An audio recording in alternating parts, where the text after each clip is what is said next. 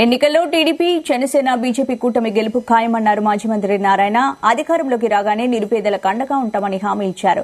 బాబు surety భవిష్యత్తులో గ్యారంటీలో భాగంగా నెల్లూరు నగరంలో పర్యటించారు మాజీ మంత్రి నారాయణ.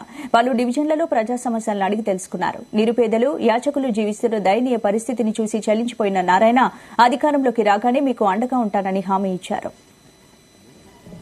అందువల్ల ఇప్పుడు అన్ని జాగ్రత్తలు తీసుకుని ఇప్పుడు జాగ్రత్తగా చేస్తున్నారు. ఎలక్షన్ కోడ్ త్వరలో రాబోతుంది. ఒకసారి రేపు ఎల్లుండో వస్తుందని యాక్చువల్గా అంటున్నారు. ఎలక్షన్ కోడ్ వస్తే అధికారులందరికీ నేను ఒకటే చెప్తున్నాను, అందరినీ ఈక్వల్గా చూడండి. ఎలక్షన్ కోడ్కి ఏ రూల్స్ అయితే ఉంటాయో ఆ రూల్స్ ఏ పార్టీ అయినా మీరు నిక్కచ్చిగా పాటించండి. మీరు నిక్కచ్చిగా పాటించుకుంటే మాత్రం ఖచ్చితంగా మేము election commission of India complaint చేయడం జరుగుతుంది. నాకు ఫేవర్ పడలే, వాళ్ళకి ఫేవర్ పడలే.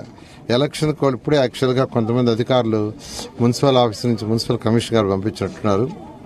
వాళ్ళు ఇప్పుడు పార్టీ ఆఫీస్ దగ్గర ఉంటే వచ్చి చెప్పారు, సార్ ఎలక్షన్ కోడ్ రేపు ఎల్లుండి రాబోతుంది. కోడ్ వస్తే ఏదైతే బయట జెండాలు గిండాలు అవి ఉన్నాయో కోడ్ ప్రకారం తీసేస్తామంటే నేను ఒకటే చెప్పా, మీరు కోడ్ ప్రకారం నిక్కచ్చిగా చేయండి, నాకు చేయండి, మిగతా వాళ్ళకు కూడా చేయండి, నేను సంతోషిస్తానని చెప్పా. మరొకసారి అధికారులందరికీ చెప్తున్నాను, మీరు ఎంత స్ట్రిక్ట్గా ఉంటే ఎలక్షన్స్ అంత సక్రమంగా జరుగుతాయి. ఎంత సక్రమంగా జరిగితే ప్రజాస్వామ్యం కాపాడబడుతుంది. ప్రజాస్వామ్యం కాపాడినప్పుడు ప్రజలు స్వేచ్ఛగా ఓటేస్తారు. ప్రజలు స్వేచ్ఛగా ఓటేసినప్పుడు వాళ్ళకు కావాల్సిన నాయకుల్ని ఎన్నుకుంటారు. ఓల్డ్ ఏజ్ హోమ్స్ వాటిలో మనం డెవలప్ చేయాలి. ఓల్డ్ ఏజ్ హోమ్స్ డెవలప్ చేసి దాంట్లో వాళ్ళకి ఫుడ్ సౌకర్యాలు, ఆరోగ్య సౌకర్యం